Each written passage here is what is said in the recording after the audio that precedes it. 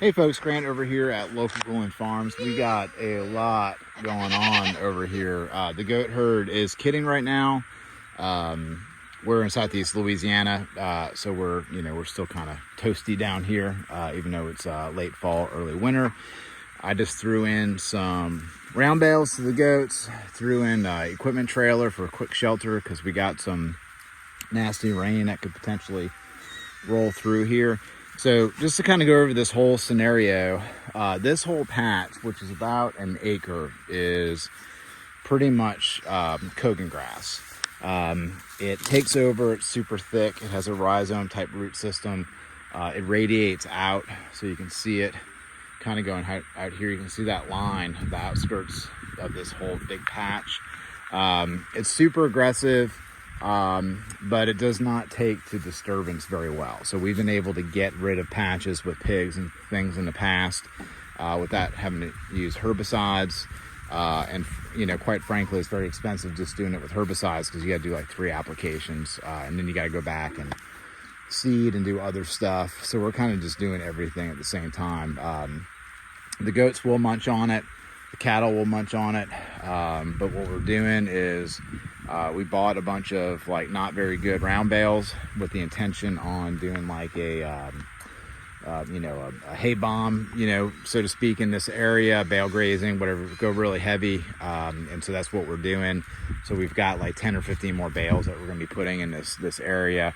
I don't care if the goats climb on it. I want them to eat whatever they can eat out of these bales. Everything else is just going to help spray the Bahia seed and the other seed that's in here, as well as suffocate and start killing the Cogon. And then after all the hay is in here, and then the goats have manured the area really well, we're probably going to go ahead and probably with the cedar, the big cedar, go through and just broadcast out about a ton of whole corn. And then I think we're going to throw a group of pigs in here is what we're going to be doing, and to really mess it up. We do have a big boar over there who's been working that area, but one pig only does so much damage. We just really need a whole team in here doing it. So we have kids being born. We had twins born earlier this morning. We got another set that is just dropped.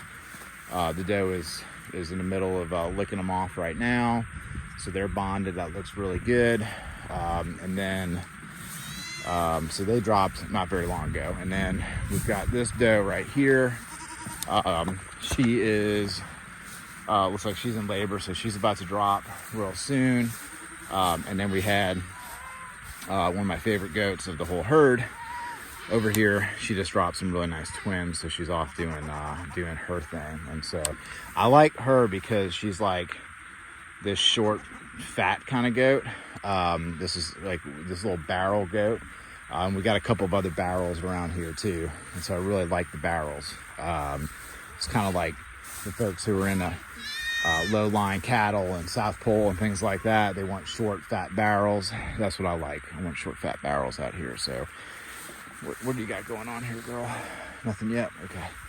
I'll have to check on her in about 30 minutes or so. So good. We're all set up. They can run underneath the trailer if they need to get out of some downpours. They got a bunch of hay. I'm about to throw them some more pumpkins. And I think the rain, from what I'm hearing, is not going to be as bad as what we thought. But we're on a nice little sloped area, and this Cogon grass is just super thick. From my understanding, it came into the US because they used the grass as packaging and shipping crates, and so it has a really nice fluff packaging insulation quality to it.